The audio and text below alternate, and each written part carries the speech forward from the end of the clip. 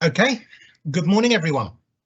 Um, Welcome to my second webinar of the day. So this is all around end-of-life servers and some alternative strategies you might be able to adopt to mitigate some of the risks of those end-of-life um, issues. So what are some of the issues that are driving end of life at the moment? Well, SQL Server 2012 has gone end of life. Windows Server 2012 and R2 went end of life about 6 weeks ago.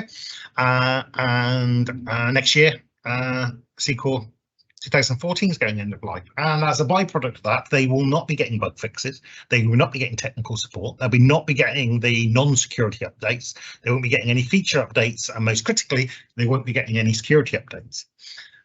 This is obviously a challenge. Now, actually, in my experience, I happen to know there are lots of organizations that actually have servers that are even older than that.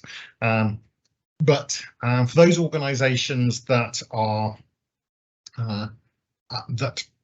motivated to be compliant, and there are many financial motivators for being compliant, such as if you were to be in a breach situation and be liable for GDPR, if you weren't maintaining your estate in a timely, professional, compliant manner, and then the fines will reflect that. So, and of course, there are many other reputational reasons and other best practice reasons why you might want to look at being compliant.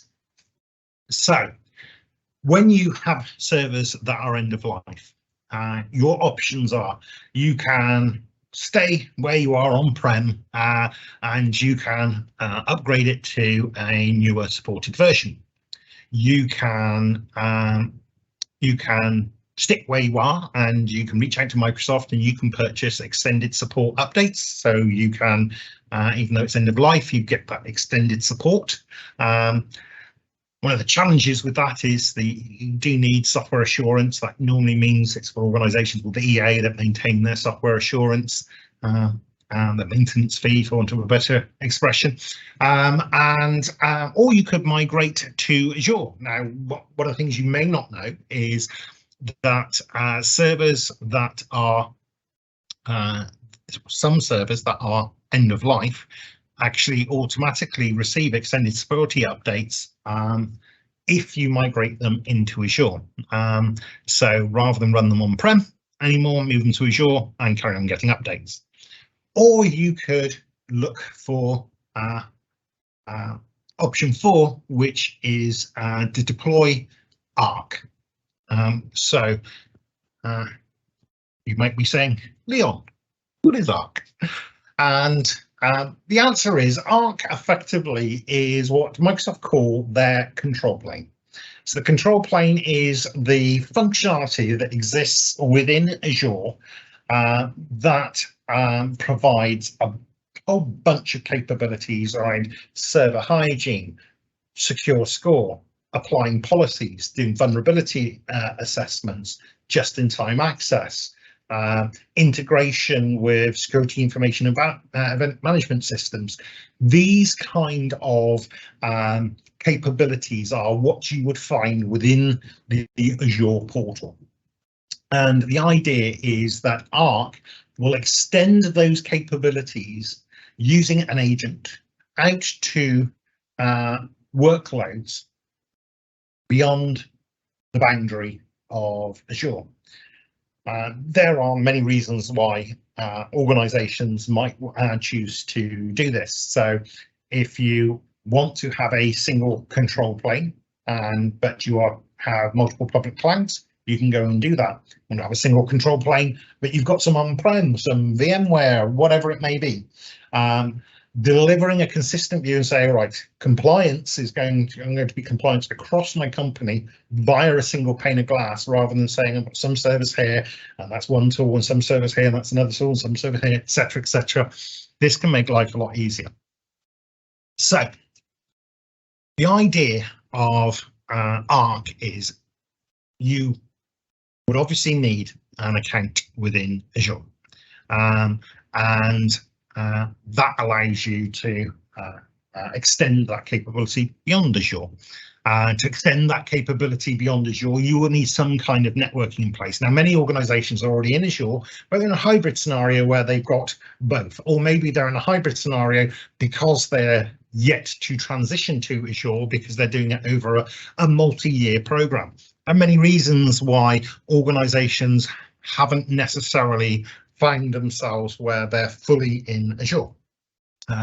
One of the compelling reasons for change, compelling events for change is hardware going end of life, but often hardware isn't all in one go, all at the same time. So end of life for hardware staggers, and therefore maybe the migration also staggers over a number of years. Arc can provide a capability to go and do that. So you need to have your networking approach, your networking. So if you've got an agent and it can go and talk to Microsoft, that networking obviously needs to be available. And then you can onboard those services into Azure. And once you do that, you can deploy your extended security updates, such as those for Server 2012, into those remotely hosted, wherever they may be, resources. So that's kind of the process. It's not terribly complicated. Many of you on the call will be already in Azure and therefore probably have your networking in place. So it's only really the last two steps. The deployment is a relatively trivial step, and the onboarding is also not terribly complicated.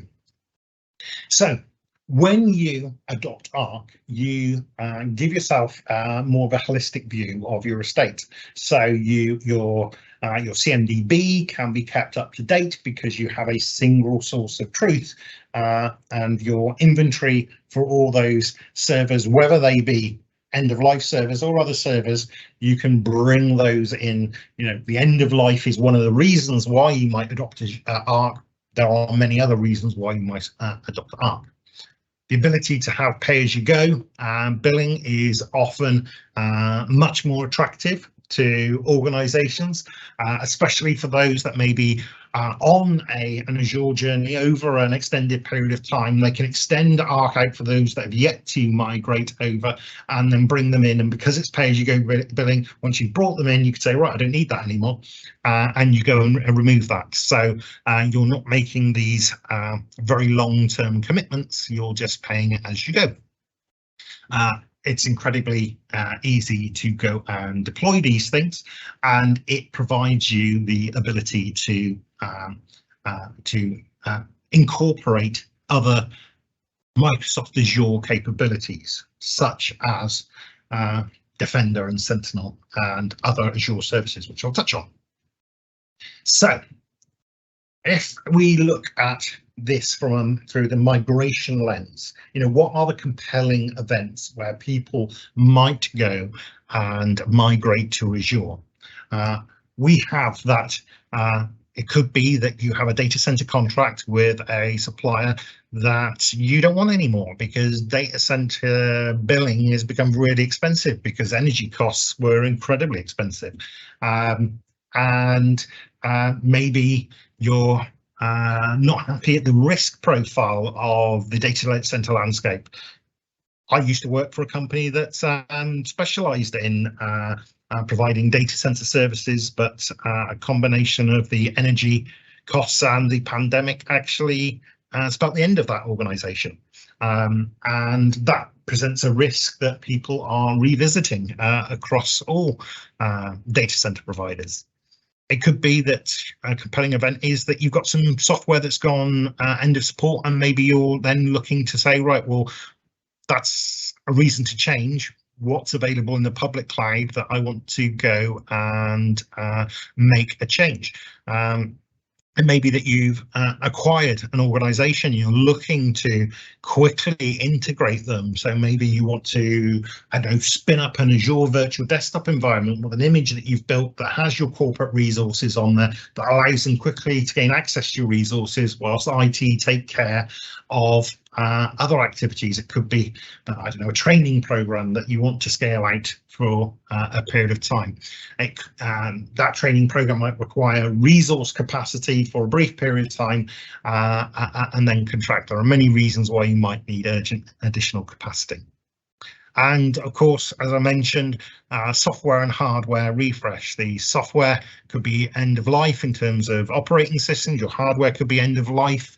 Many people sweat hardware assets for a number of years, usually beyond the warranty. But there is a point at which a percentage of their estate becomes so unwarranted that it represents a compelling reason to go and change, and you're faced with a capex decision of replacing a whole load of hardware or migrate to Azure to deliver the advantages that can bring, such as OPEX-based billing. There could be application-based motivators. It could be that you are seeing or you want to mitigate against the ever increasing security threats. It may be that you are operating in a compliance landscape and you are not at the moment, or you want to make that easier or more visible. Or it may be that you're looking to innovate. It could be that you're saying, right, well, I've got a bunch of applications, but they would really benefit, or my data would really benefit from integrating generative AI into those applications. And to do that, the world's leading generative AI capability is in Azure. So let's go and move those data sets into Azure so I can start integrating AI capabilities. That, to some people, sounds like an incredibly hard thing to do. Trust me, it really isn't that, well, it's not that complicated. You have to do it in a structured way, but it's the barrier to entry is much lower than people think. I can't write code and I do it all the time. So if we think about people that are moving to Azure, and we're taking this kind of use case because, again, some people move to Azure for the extended security updates, but you would assess your resources. What do I have and where should they go? And a bunch of resources may get retired and eliminated from your estate. Unfortunately, some organizations aren't actually detailed enough at this stage, and whilst 25% is a healthy number, unfortunately I see organizations fall well short of that, and that begs the questions, are they maybe not consolidating and right sizing some of their existing resources, allowing them to retire other resources? But the 25% is kind of a metric that comes from Microsoft IT. They carry out a lot of migrations. Other organizations, and I actually see this percentage increasing, is that as people move their services that were traditionally run on some on-prem type server, more and more they're moving to SaaS-based services.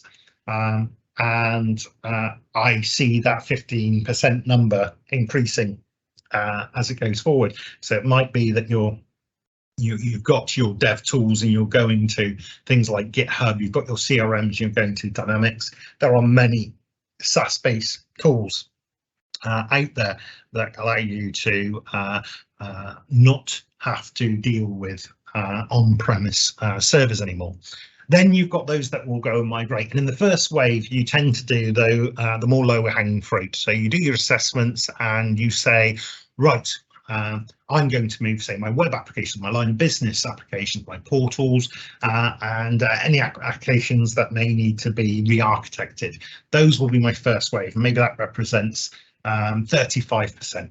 Then maybe slightly more challenging, the more highly regulated or high transactional business critical systems, and then the ones that are more time consuming and challenging to move, like hardware virtualization appliances, public key infrastructure, and other. If you do have legacy source control systems, that's an example of those that may go last. For those that were counting will notice that some of those do not hit that doesn't hit 100% because some of those services will remain on premise. So what happens with them?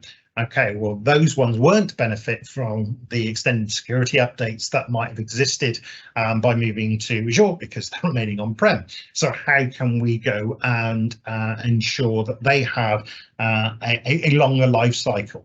Well, you can deploy Arc. So let's say today you've maybe got a footprint in Azure, maybe you don't, or you haven't got a meaningful footprint in Azure. But in this example, we have an organization that has partially moved some of their resources to Azure, and they then benefit from the extended security updates within that environment. They've also taken advantage. You can see this as the icon over here. They're using Kubernetes and Azure SQL. They started using some of the PaaS services. They're moving away from some of the traditional. They're starting to move up the cloud stack. But you've still got this kind of heavy footprint of other resources that are left behind. They've got Windows and on-prem Kubernetes. They've got databases of all shapes and sizes and a whole bunch of servers, lots of which are SQL 2012, Server 2012 R2.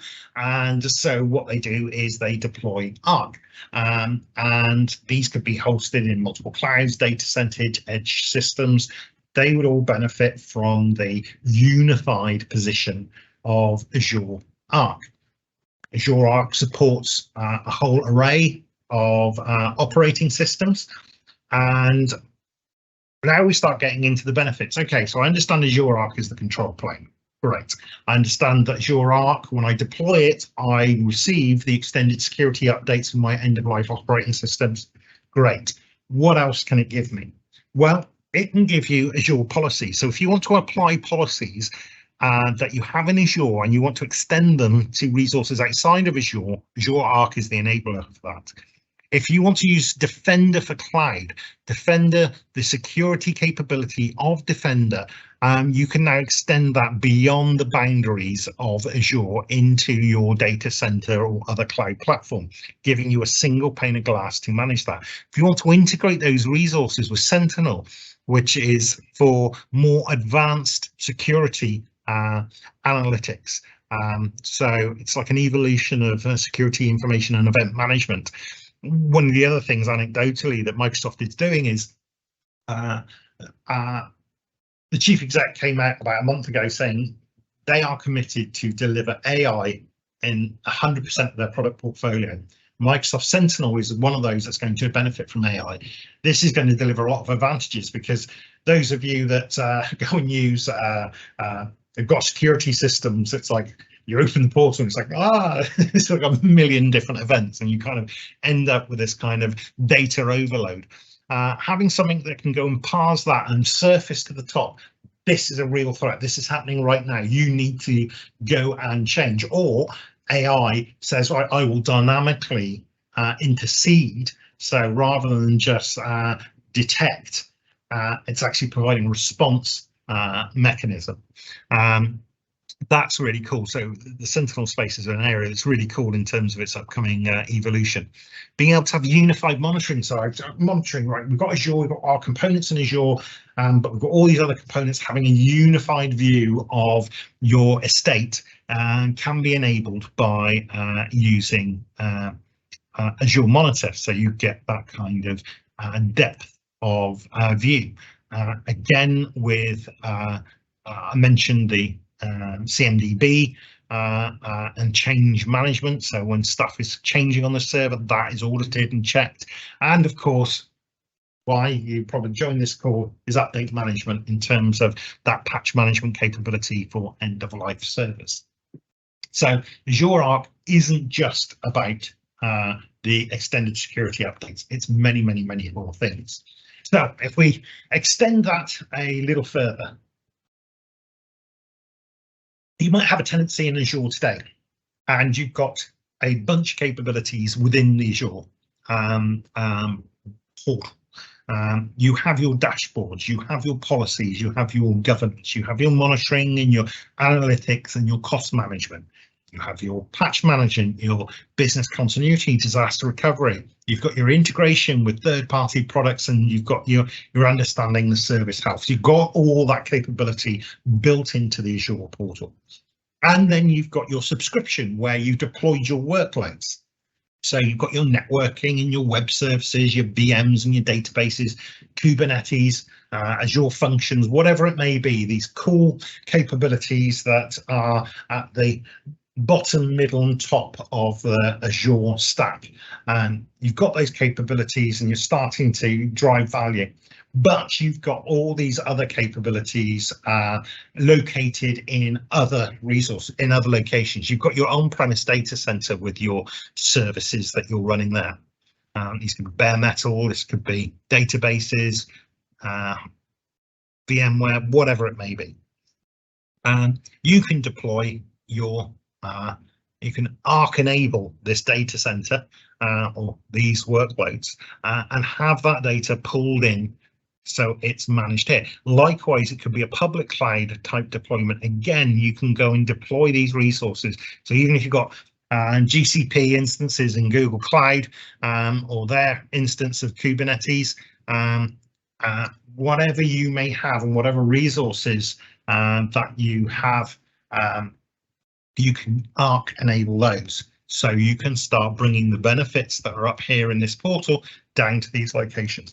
And equally, you might have other subscriptions and you're pulling those data. Again, this could be in many geographies around the world if you're from a global organization.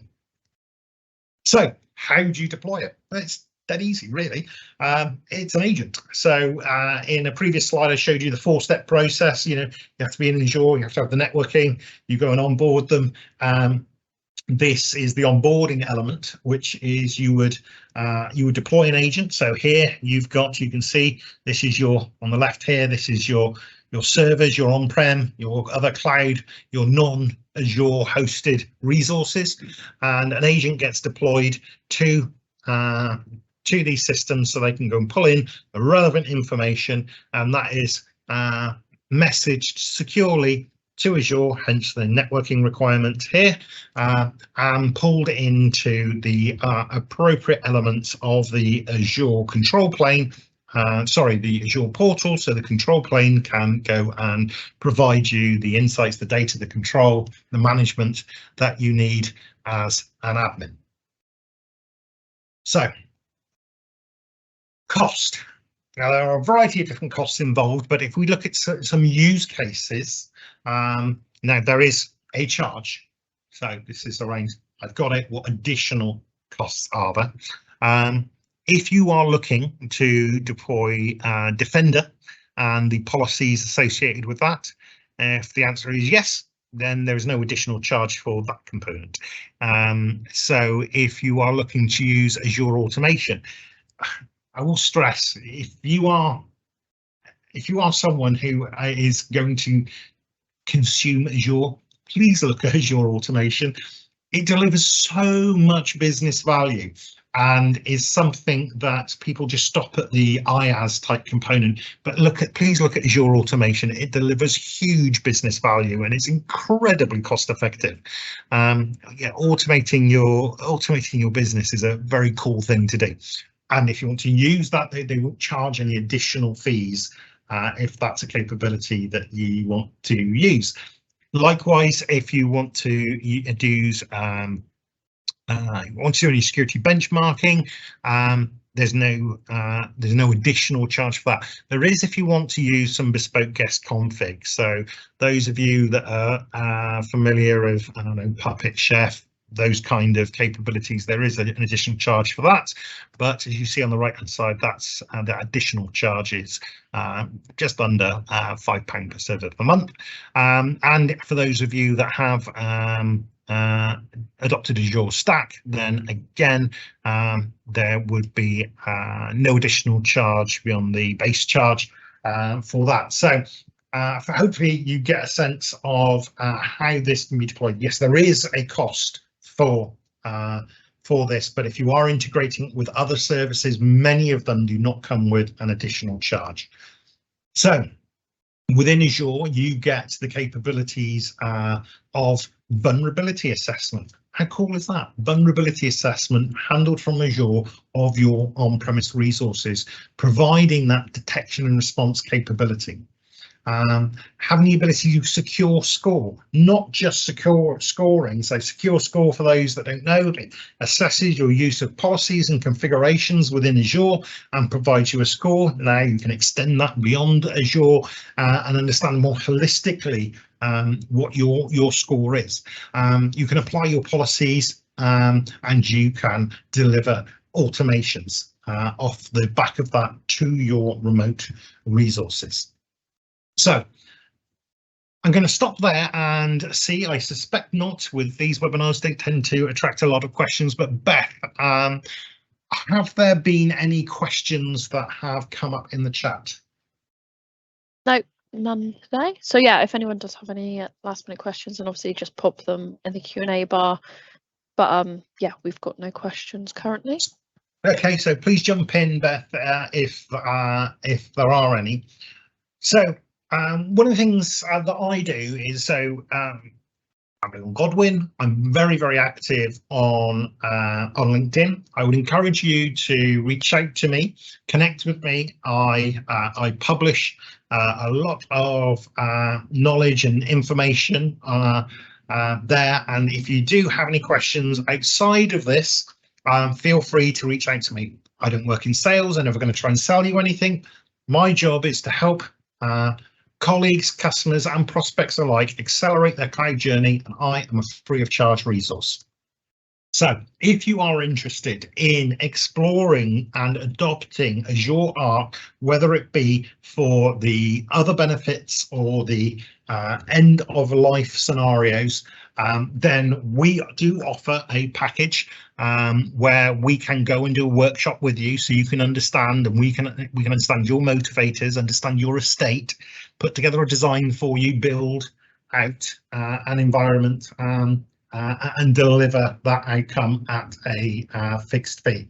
I've no idea what it is, and I will allow others in the business to provide more detail on that. But if you've got a specific question around Arc, then again, feel free to contact me.